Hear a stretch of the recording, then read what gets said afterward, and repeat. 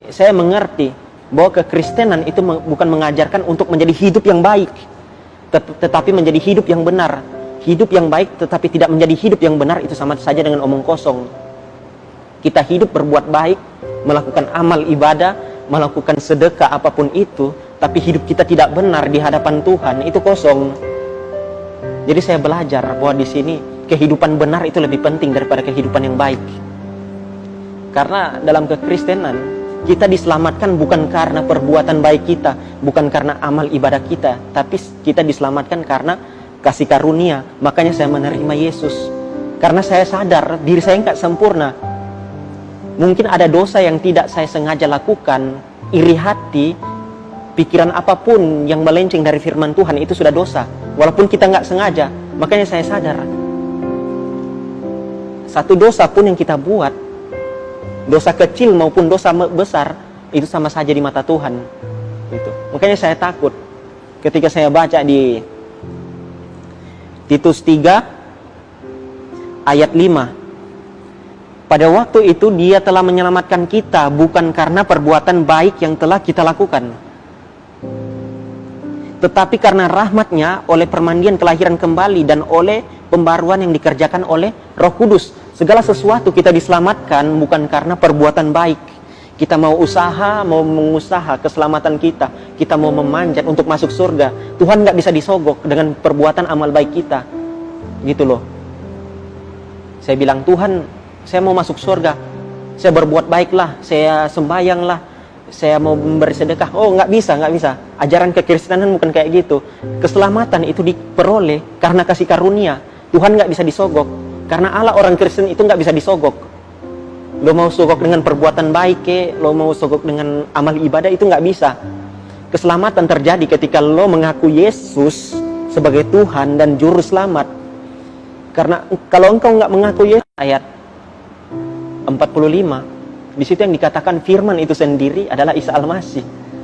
Saya mulai penasaran siapa Isa Al-Masih ini. Karena di Al-Maidah, di Al-Maidah 46, dianjurkan untuk membaca Alkitab, membaca Injil, karena di dalam Injil ada petunjuk, cahaya dan kebenaran. Dan di situ saya mulai beberapa tahun, saya mulai untuk mencari kebenaran itu, siapa firman, siapa Isa Al-Masih itu. Saya cari, saya baca semua, dan saya mendapat siapa Isa Al-Masih itu adalah Yesus Kristus itu sendiri, anak Maria, biasa disebut Ibnu Maryam, putra Maryam.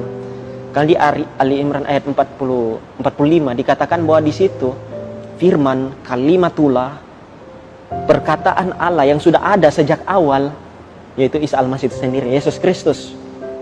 Sebelum dia jadi, sebelum segala sesuatu jadi, sesuatu pun dia sudah ada sebelum segala sesuatu jadi. Dan makanya itu saya cari selama 8 tahun. Saya benar-benar nggak main-main ketika saya membandingkan kedua kitab ini. Karena pada saat ini saya percaya bahwa Alkitab itu adalah firman Allah. Nemun, wamin, ya, dan amin. Karena di luar Alkitab bukan firman Allah.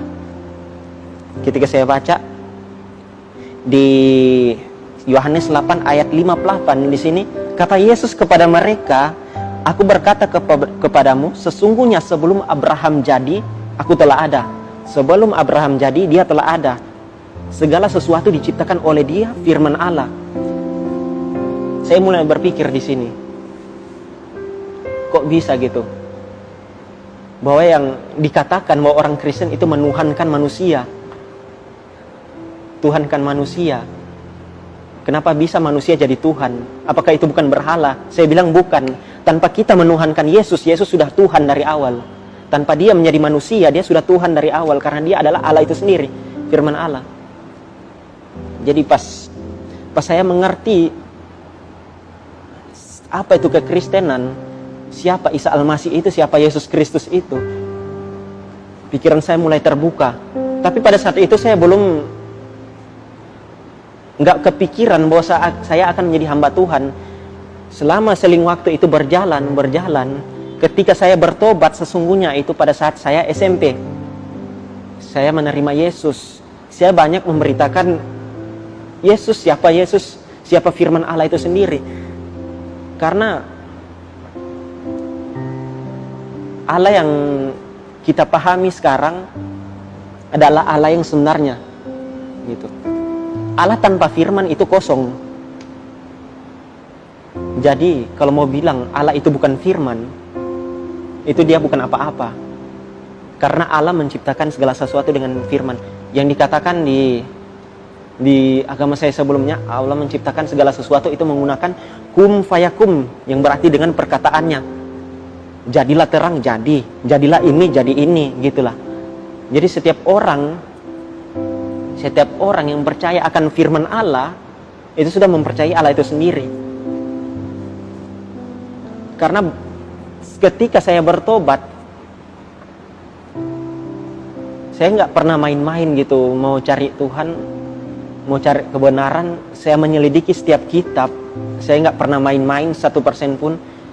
Saya cari, karena satu hal yang paling saya takutkan itu adalah masuk neraka. Karena bicara dengan masuk neraka, itu adalah abadi.